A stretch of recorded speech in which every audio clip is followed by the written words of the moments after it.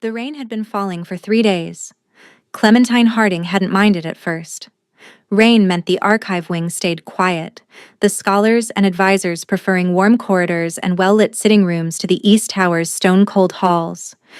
Rain meant solitude, and solitude meant she could work without someone hovering behind her, asking if she'd found this treaty or that census, breathing too loudly while she turned pages that were older than the keep itself.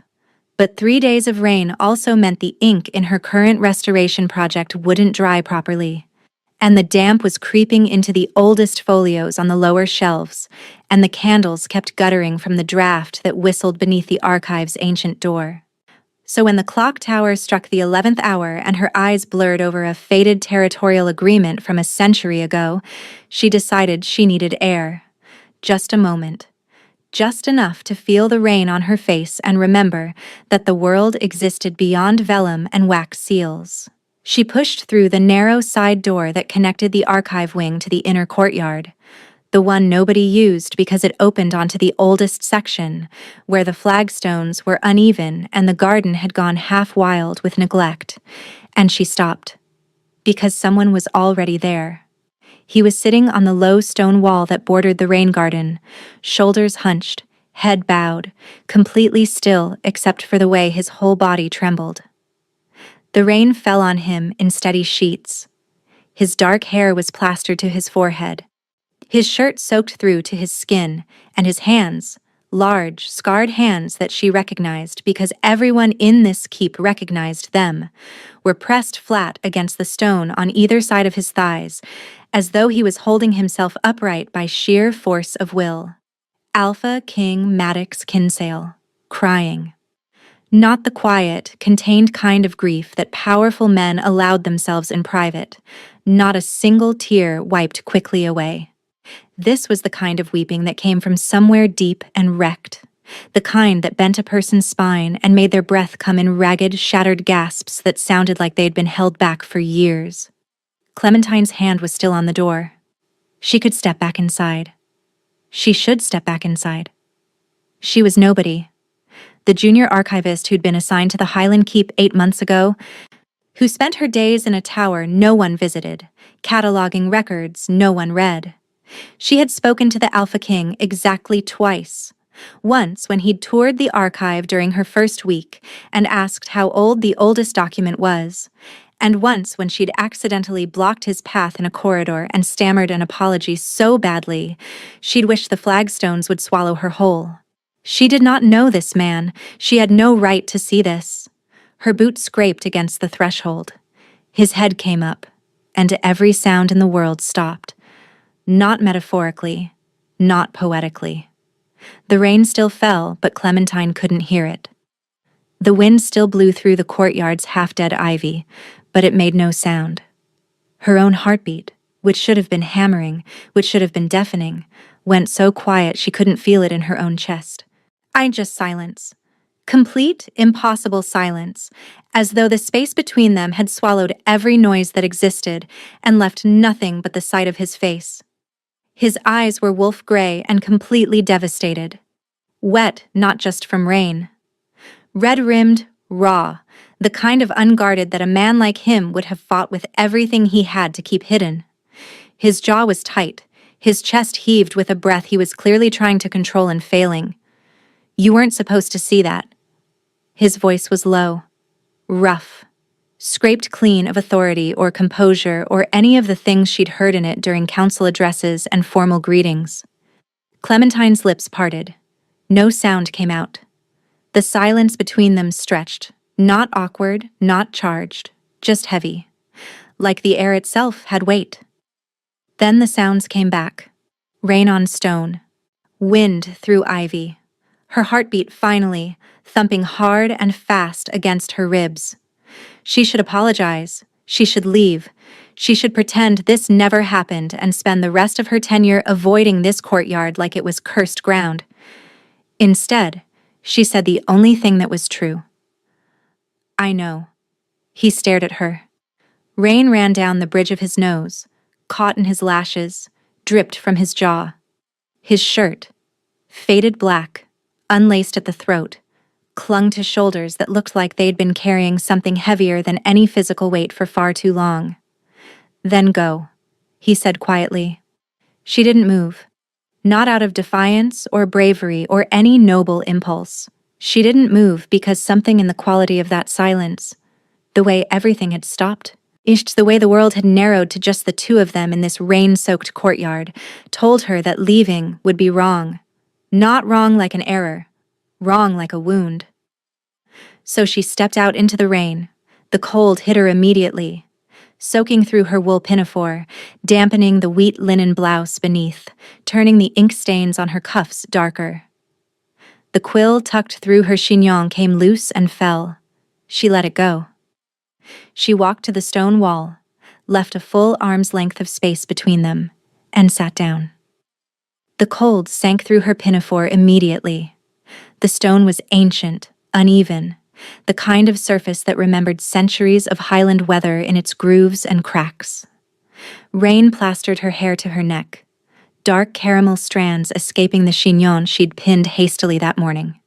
The ink stains on her cuffs bled darker where the water soaked the linen, and the small copper key pendant against her collarbone went ice cold against her skin. She didn't look at him. She looked at the rain garden instead. The overgrown rosemary, the lavender that had gone leggy and wild, the moss creeping between the stones of what had once been a path. She noticed the remnants of a border, low hedging that had once been shaped and maintained, now sprawling without purpose. Whoever had loved this garden had loved it with intention, and whoever had stopped maintaining it had done so all at once, not gradually, as though they'd simply ceased. "You don't have to talk," she said. "I'm just going to sit here." For a long time, the only sound was rain. At some point, she couldn't have said when, his breathing steadied. The ragged gasps smoothed into something slower, deeper, measured. She didn't look. She kept her eyes on the wild lavender and let the rain run down her face and pretended that her own throat wasn't tight with something she couldn't name. When he finally spoke, his voice was barely above a whisper. "Thank you." She didn't answer. She just stayed. She didn't see him the next day, or the day after that. The rain stopped on the fourth morning, and sunlight cut through the archive's narrow windows like a blade, illuminating dust motes and the organized chaos of Clementine's work. She'd been restoring a collection of territorial agreements from the Pact Wars, documents so old the ink had faded to ghosts of itself on brittle vellum. It was the kind of work that required steady hands and a willingness to sit in absolute quiet for hours at a time, which suited her perfectly. She was no one. She preferred it that way. Except now she couldn't stop thinking about wolf-gray eyes and the sound a powerful man made when the power wasn't enough. The archive door opened without warning. Clementine looked up from her work table, a preservation brush in one hand and a magnifying lens in the other, expecting a scholar or a courier. Maddox Kinsale stood in the doorway. He looked different in daylight. Dry, for one thing. His sable black hair pushed back from his forehead in a way that looked habitual rather than careful, the gold signet ring on his right hand catching the morning light. He wore the same faded black wool shirt, though this one was laced properly, tucked into slate-gray trousers that were clean and pressed. His boots were old leather, well-kept, the boots of a man who valued function over presentation. He was also, she realized with a start, enormous. Not just tall, though he was that, his frame filling the narrow doorway, but broad, built with the kind of dense, deliberate muscle that came from years of shifting rather than training. The archive suddenly felt very small, and the silence came again. Not as complete as before. She could still hear the scratch of the preservation brush she'd forgotten she was holding, but a hush settled over the room like a held breath, softening every sound until even the birds outside the window seemed to be singing from far away. Clementine set the brush down carefully. "Can I help you find something?" "No." He stepped inside. His gaze moved across the shelves, the stacked folios, the careful labels she'd written in her precise hand. "I came to ask if you plan to tell anyone." She blinked. Tell anyone what? His jaw tightened. The muscle worked beneath the skin. What you saw. No, she said immediately, and meant it so completely that the word came out flat and simple without defense or qualification. Something shifted in his expression. Not relief exactly, more like a wall being tested and finding it solid. Why not? Clementine looked at him steadily. Her heart was doing something uncomfortable behind her ribs, and the hush between them made every sensation feel amplified. The warmth of the morning sun on her hands, the roughness of the vellum beneath her fingertips, the faint smell of old paper and rosemary that clung to the archive wing. Because it wasn't mine to see, she said. And what isn't mine to see, isn't mine to share. He held her gaze for 3 full seconds. Wolf gray, steady now, but with something flickering beneath the surface. Surprise, maybe? Or the first uncertain edge of trust. What's your name? Clementine. Harding, the junior archivist. I know what junior archivists do. Then you know I'm very good at keeping things that aren't mine to share. The corner of his mouth moved, not quite a smile. Something closer to recognition. He left without another word. He came back 3 days later. This time he brought a question, a genuine one, about a border agreement with the Voss territories that he needed verified before a council session. Clementine found it within 20 minutes, translated the relevant passage from Old Tongue, and handed it to him with a note she'd written in the margin explaining the historical context. He read the note twice, looked at her, said nothing, but took the document with him. After that, he came every few days. Sometimes with questions, sometimes without. Sometimes he stood at the window while she worked, watching the courtyard below. That courtyard, she noticed? Always that one. With an expression she couldn't name. Sometimes he sat in the reading chair in the corner that no one had used in so long it had become a shelf for unsorted manuscripts, and she'd have to clear the papers before he could settle into it with a weight that suggested he hadn't sat in a comfortable chair in a long time. They didn't talk about the courtyard. They talked about borders and historical precedents and the fading ink on documents that the previous archivist had stored improperly. He asked sharp questions. She gave precise answers. He never condescended, never treated her expertise as lesser because of her rank, never tried to shortcut the research because he was impatient. He listened. That was the thing that undid her, slowly and without permission. He listened, not with the glazed patience of someone waiting for their turn to speak, but with the focused attention of someone who genuinely wanted to understand. He would lean forward when she explained the nuances of Old Tongue translation. He would ask her to repeat a phrase, not because he hadn't heard it, but because he wanted to hear it again in her voice.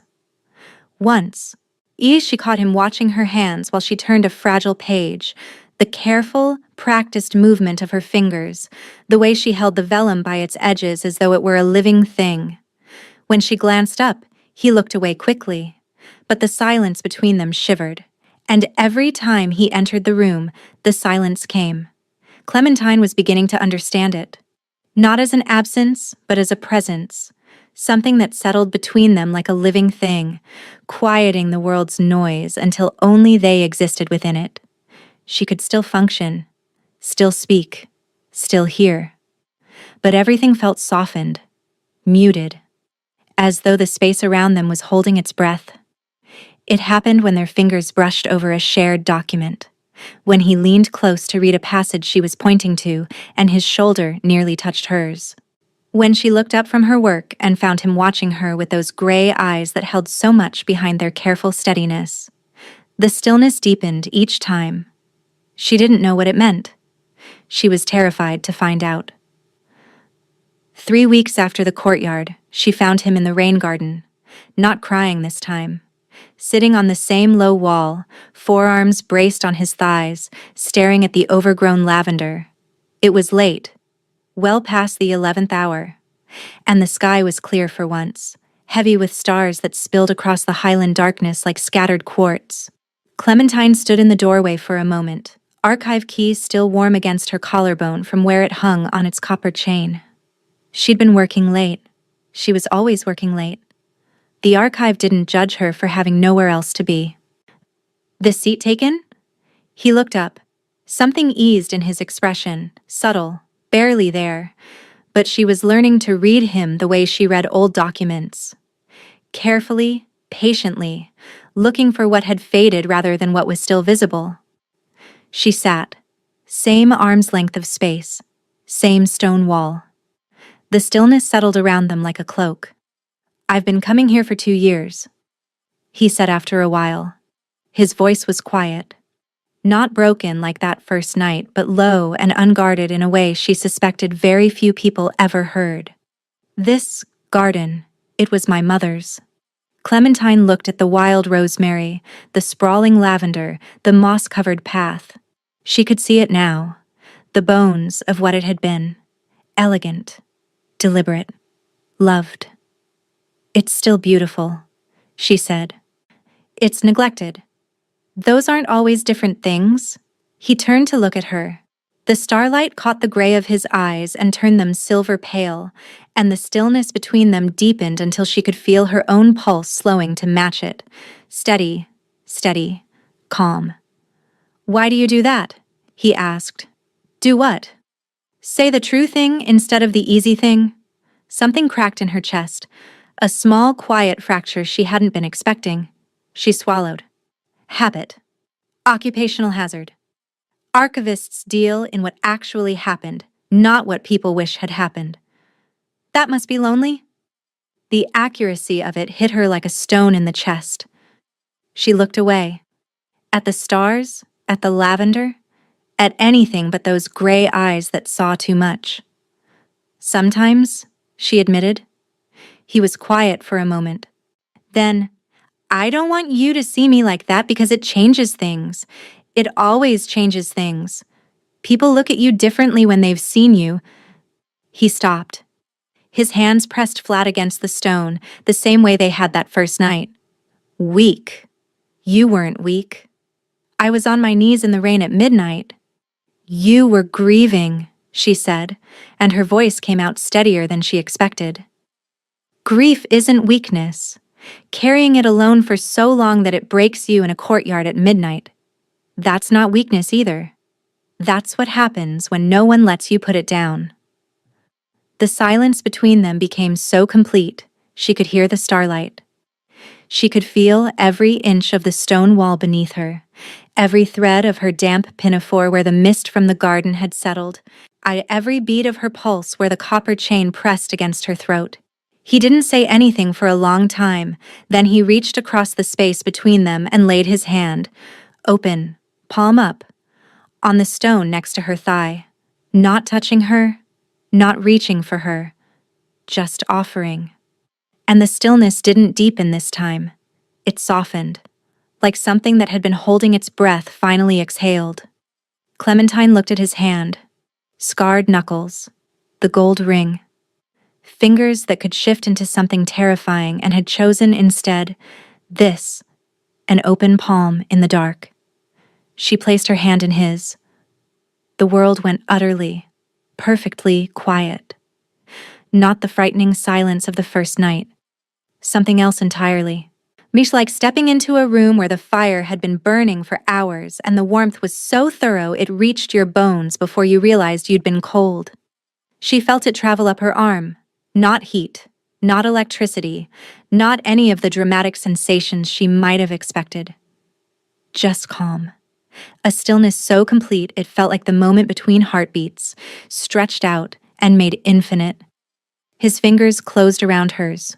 Warm, careful, steady. His thumb brushed across the ink stain on her wrist. A gesture so small and so deliberate that it made her breath catch more than any grand declaration could have. "Your hands are always stained," he said quietly. "Occupational hazard." "I like it." A pause. Then, even quieter. "It means you've been building something." Neither of them spoke after that. They sat on the low wall of his mother's rain garden, hands intertwined, and let the silence hold them. After that, The archive became theirs. Not officially, not publicly. He still came with questions. Trade disputes, historical land claims, border treaties that needed verification. She still answered them with the careful precision that was her nature, pulling documents from shelves only she had organized, translating passages that no other scholar in the keep could read. But the questions began arriving at unusual hours. Late evening, when the corridors were empty. Early morning, before the keep had fully woken. And the questions began to wander. Not just about borders and treaties, but about the people who'd signed them. What were they like? What did they fear? How did they carry the weight of decisions that shaped lives they'd never live? He was asking about himself. She knew it. She let him ask the questions sideways, the way a man who'd been strong for too long learned to approach his own pain. Obliquely, carefully, as though directness might shatter something. "This king here," he said one evening, pointing to a signature on a document she'd spent 3 days restoring. "He abdicated. Why?" Clementine looked at the signature, faded, barely legible. But she'd read the surrounding correspondence. "The council histories say it was for political reasons," she said. "But his personal letters, they're in the restricted collection on the 7th shelf, say he was tired. He wrote to his brother that he'd forgotten what his own face looked like without the crown on." Maddox's hand stilled on the document. The stillness between them settled, deep, warm, absolute. "Show me," he said quietly. She pulled the letter from the shelf. They read it together, her shoulder against his arm, his breath warm against her temple as he leaned close to see the faded text. The silence was so complete that she could hear his heartbeat through the wool of his shirt, slow and steady, a rhythm that her own pulse had begun to match without her permission. "Do you ever feel like that?" she asked before she could stop herself. The question landed between them like a stone dropped in still water. She felt the silence ripple with it, absorbing the words, holding them, refusing to let them scatter. He didn't answer immediately. His thumb traced the edge of the ancient letter, careful not to damage it, and she watched his profile in the candlelight. The hard line of his jaw, the shadows beneath his eyes that never fully disappeared no matter how much sleep he got, the way his shoulders held tension like a permanent weight that had reshaped his posture over years. "Every day," he said. The word hung between them. She felt it in her chest. Not as pain, but as recognition. Two people who understood what it meant to be necessary rather than known. Her hand found his. He turned it over, laced their fingers together, and held on. "You're the only person," he said, his voice low and rough and stripped of everything except the truth, "who has ever let me be tired." Clementine's throat tightened. She squeezed his hand and said nothing, but because sometimes the truest response to someone's pain was simply to be present in it. The candles burned low. The archive held them in its quiet. And for the first time since she'd come to this keep, Clementine Harding did not feel like no one. The shift happened on a Tuesday. A delegation from the Southern Territories arrived unannounced, their demands sharp and their patience thin. Clementine heard about it secondhand, shouting from the great hall that carried through the stone corridors all the way to the archive wing. She'd been translating a water rights agreement that Maddox had requested the previous evening, her quill moving in careful strokes, when the door burst open. Not Maddox. One of his advisors. A severe man named Aldrich whose mouth seemed incapable of anything warmer than disapproval. "The Alpha King requires the Blackmere Territorial Compact. Immediately." Clementine knew the document. She also knew it supported the Southern delegation's claim, not Maddox's position. She'd been cross-referencing it for weeks. "The compact is ambiguous," she said, already moving to the shelf. "The original language supports shared jurisdiction. The interpretation that favors exclusive Southern control was a mistranslation introduced 40 years ago." Aldrich stared at her as though the furniture had spoken. She pulled the original and the mistranslated copy, laid them side by side on the work table, and pointed to the discrepancy. This word, Elvin, was translated as seated. It actually means entrusted.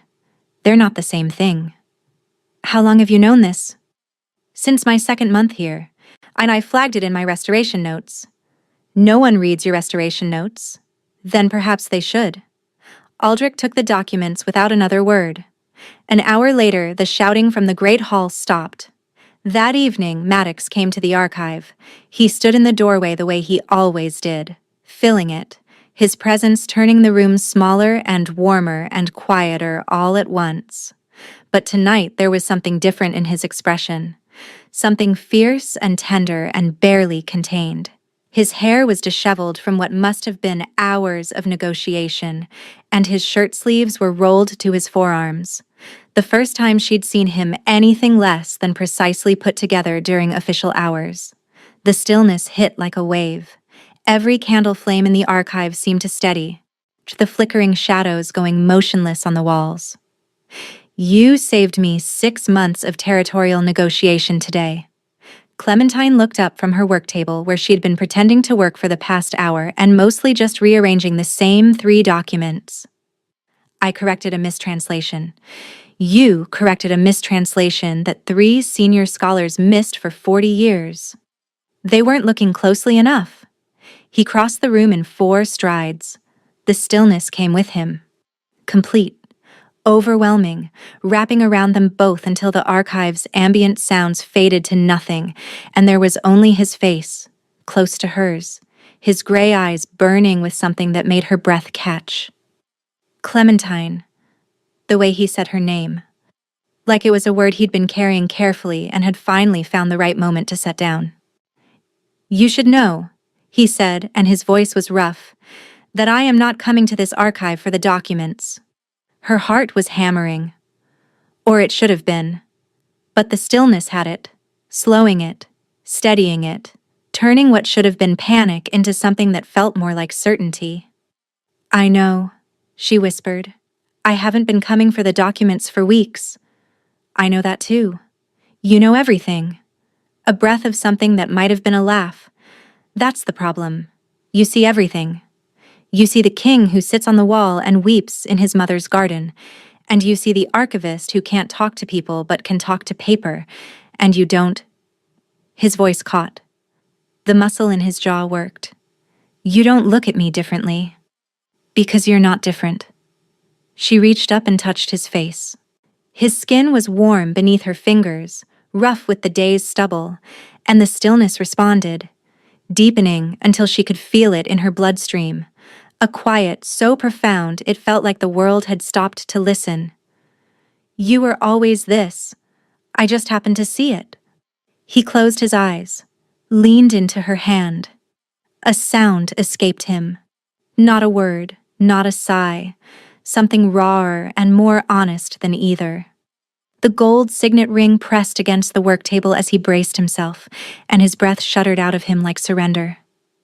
Clementine. Her name again, rougher this time, reverent, like a prayer offered by someone who'd forgotten how. Then he kissed her, not desperate, not urgent, slow, deliberate, thorough. The way someone kisses when they've been thinking about it for weeks and want to remember every second. His mouth was warm, and his hands came up to frame her face, his thumbs brushing her cheekbones, his fingers sliding into the loose chignon until the remaining pins scattered, and her dark caramel hair fell across his wrists. The stillness didn't just deepen, it bloomed, like a silence that had been waiting to become music, not sound, but presence, a warmth that radiated outward from every point where they touched, until the whole archive hummed with it. He kissed her like she was a fragile document and a fortress at the same time, like he'd been holding his breath for years and she was the first full inhale. When he pulled back, his forehead rested against hers. His eyes were closed. His hands trembled where they held her face. I'm tired, Clementine, he whispered. I'm so tired of doing this alone. She wrapped her arms around him, pulled him close, felt his forehead drop to her shoulder, felt the entire weight of him lean into her like a wall, finally letting itself fall. Then stop, she said softly. I'm here. 3 months later. The rain garden was unrecognizable, not because it had been professionally landscaped or restored by a team of groundskeepers. Maddox had offered, and Clementine had declined on both their behalves. Instead, they'd done it themselves. Weekend mornings spent on their knees in the dirt, her pinafore stained with soil instead of ink for once. His shirt sleeves rolled past his elbows while he pulled weeds with the same deliberate patience he brought to everything. The rosemary had been trimmed back to healthy growth. The lavender was blooming, properly this time, in thick purple clusters that perfumed the courtyard on warm evenings. The moss-covered path had been cleared and relaid with smooth river stones, and a small bench had been placed beneath the courtyard's single rowan tree, a bench wide enough for two, built by the keep's carpenter after a quiet request from the Alpha King himself. Clementine sat on that bench now, a restoration folio open in her lap, her quill tucked behind her ear out of habit even though she wasn't working. The evening was warm and the sky was doing that Highland thing where the sunset turned everything gold and lavender at once, and the archive key pendant rested warm against her collarbone the way it always did. Footsteps on the new path. She didn't look up. She didn't need to. The stillness arrived before he did. That soft, encompassing quiet that she no longer feared but craved, the silence that meant the world had narrowed to just the two of them, and everything else could wait. Maddox sat beside her, his shoulder pressed against hers. He smelled like rain-damp wool and the cedar soap he used, and something underneath that was just him. Warm, steady, present. His hand found hers immediately. An automatic gesture now, as natural as breathing. His fingers lacing through hers with the sureness of someone who'd been reaching for this for years without knowing it. "Aldrich is reading your restoration notes now," he said. "Voluntarily?" "I may have suggested his continued employment depended on it." She laughed, a quiet sound that the stillness caught and held, the way it held everything between them now. Not silencing it, cradling it. He came to the archive this morning," she said. "Asked me to explain the Black Mirror mistranslation again. He took notes. Actual notes, Maddox, with a quill and everything. Terrifying. He also called me Scholar Harding." His thumb traced slow circles across her knuckles. "You hate that." "I do not." "You made a face." "I made a face because he bowed. Slightly. I didn't know his spine could do that." The almost laugh again, that low, warm sound that she'd coaxed out of him slowly over these months, like sunlight coaxing green from a seed that had been buried too long in the dark. He laughed more now, not often, not loudly, but enough. "You look less tired," she said. He turned to look at her properly. Wolf-gray eyes soft in the fading light, the ghost of a smile at the corner of his mouth. The lines of exhaustion that had lived beneath his eyes for as long as she'd known him finally beginning to fade. He looked like a man who had started sleeping through the night. Like a man who had someone to come home to at the end of a long corridor, someone who didn't need him to be the king, just the man on the wall in the rain. He lifted her hand, pressed his lips to her knuckles. The gold ring on his finger caught the last of the sunset, and the stillness around them held. Warm, complete. A silence that no longer felt like absence but like the quietest possible form of love. "You know why," he said against her skin. She did. She leaned into him, and he wrapped his arm around her shoulders, and they sat in his mother's rain garden while the stars came out one by one. The archive could wait. The treaties could wait. The whole sprawling, demanding keep with its politics and delegations and centuries of complicated history could wait. This, the bench, the lavender, the silence that meant I see you and I'm not leaving. This was the only document that mattered. And unlike the fragile ones she spent her days preserving, the ones that crumbled at the edges and faded in the light and had to be handled with desperate, painstaking care, this one was not fading. It was just beginning.